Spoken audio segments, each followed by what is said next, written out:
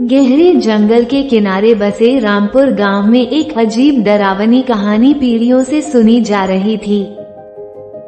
गांव के बुजुर्गों का कहना था कि पुराने पीपल के पेड़ के पास रात में जाने वाला कोई भी व्यक्ति कभी वापस नहीं आया। कहते थे कि वहां एक चुड़ैल रहती है जो अपनी तेज लाल आंखों से देखने वाले को पत्थर बना देती है। रवि और करण, दो दोस्त, इन बातों को अंधविश्वास मानते थे। एक दिन उन्होंने तय किया कि वे उस पीपल के पेड़ तक जाकर इस रहस्य का पता लगाएंगे। गांव वालों ने उन्हें रोकने की बहुत कोशिश की, लेकिन दोनों दोस्तों ने किसी की नहीं सुनी और रात को मशाल लेकर जंगल की ओर निकल पड़े। जंगल में घुसते ही उन्हें अजीब सी सरसराहट और फुसफुसाने की आवाजें सुनाई देने लगी।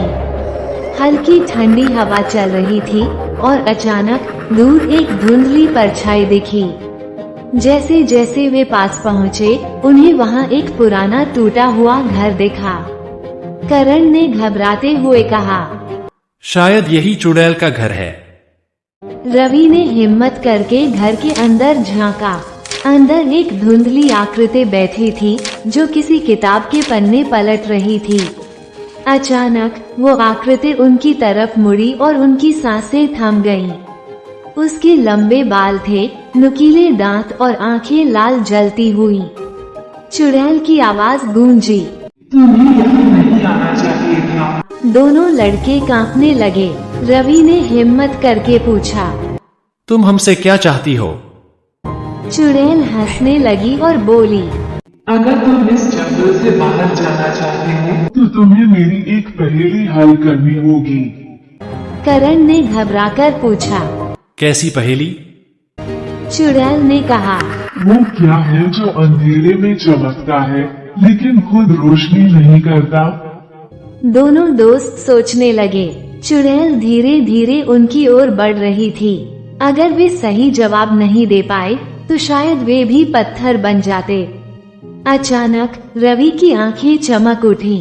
उसने उत्साह से कहा, इसका जवाब चांद है। चुड़ैल रुक गई।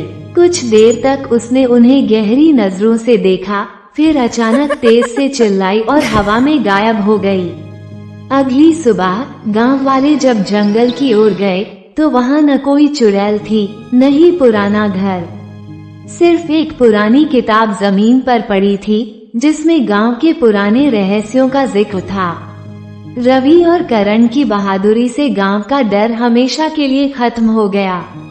अब गांव वाले निडर होकर जंगल में जाने लगे और रामपुर से चुड़ैल की कहानी हमेशा के लिए खत्म हो गई। डर केवल हमारे दिमाग में होता है। हिम्मत और दिमाग से हर मुश्किल का हल निकाला जा सकता है।